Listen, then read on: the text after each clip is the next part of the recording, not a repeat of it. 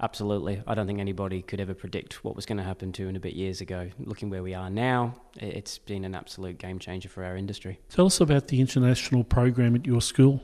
So the international program at FCAC has been running for quite a while. We have a mix of students who come for very short terms, a few weeks, up to maybe a couple of months. Students who then come for a year, and then students who complete their entire secondary education at Fraser Coast Anglican College. It has an effect on the school, but also it has an effect on the local economy, I'd imagine. Well, yeah, I mean, at a macro level, international education was the fourth largest export. I mean, it was worth $30+ billion a year to the Australian economy. In Queensland, it's about $5 billion. And when Australia is the fourth most popular destination in the world, that's a lot of students that are now no longer coming. Universities and schools relied on that, and that trickled down to areas like us. So when COVID became an issue that needed to be managed, a few of our students, their families, quite understandably, asked for them to return home. So we were looking after repatriation flights, liaising with embassies to get them home. We had a couple of students who were going to come who then didn't, and then we had one student who actually stayed as well. So it really did impact us, but it also impacts our community because those students live with those families from our college. And so it was... turbulent is one word you could use. That it's just been crazy. Ross, for 2 years, how did you fill in that gap? Well, for me, when I started, that was pretty much as we started to get a sense of what was coming in terms of the pandemic.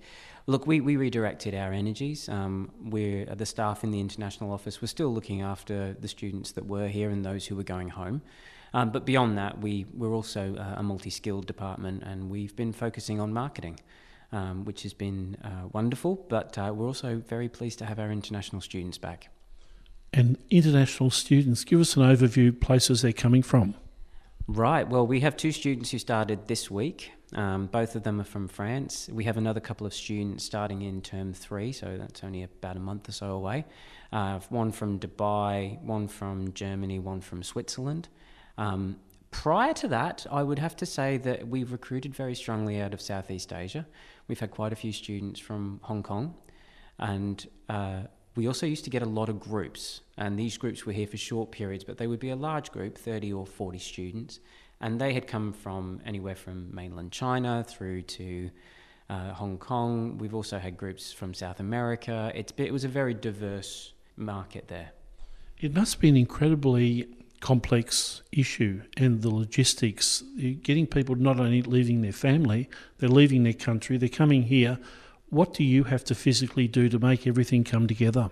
That's a really interesting question, quite complicated. We're basically their person while they're here. So the schools all oversee a welfare program that if they're under 18, which means that we are the guardians for those students while they're on shore. And that includes everything from housing to their welfare on a number of fronts, medically, emotionally. We're dealing with homesickness, which particularly in the throes of a pandemic, you could understand people would just like their children home, or children want to be with their parents. So we were there for them. That's our main role, is to be that welfare person. Beyond that, we oversee their admission into the college. We oversee the subjects that they choose. We give them guidance, particularly the longer term ones I'm talking about here.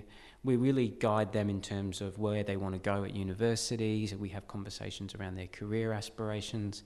And that is all done as part of just being a normal student here at FCAC. The international department really is their home away from home, or at least that's what we try.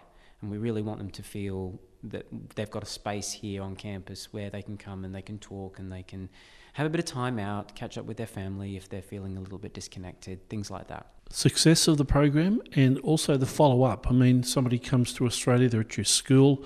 What happens after that? Do a lot stay here in Australia, or they take that expertise, what they've learned, back to their own country? You know what, it's a bit of both.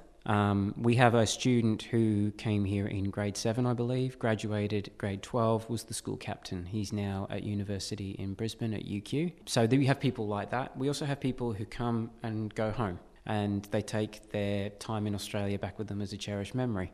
What we find, though, is that we get a lot of students here, and I have some at the moment I'm just talking to, who really begin to appreciate what Australia has to offer and what a wonderful country it is. And particularly on the Fraser Coast, you know, they want to see Fraser Island, they want to go and do our marine camps, all those sorts of things. And so they get here and then they don't want to leave, which is a lovely problem to have. But it's also one that we're very mindful of as well. Like when they come here, we try to point them in the directions of giving them the most they can get out of their time here. Ross, finally, the program is going to be ongoing, obviously. How big a part is it of the school curriculum? International is part of the fabric of FCAC, so very much a part of the community in terms of homestay. Our students are just so welcoming to all of these international students. I see them walking around the campus now and they don't need me anymore. They're off with their friends. And that's just wonderful. That's what we want. But beyond that, the international program is going to grow again.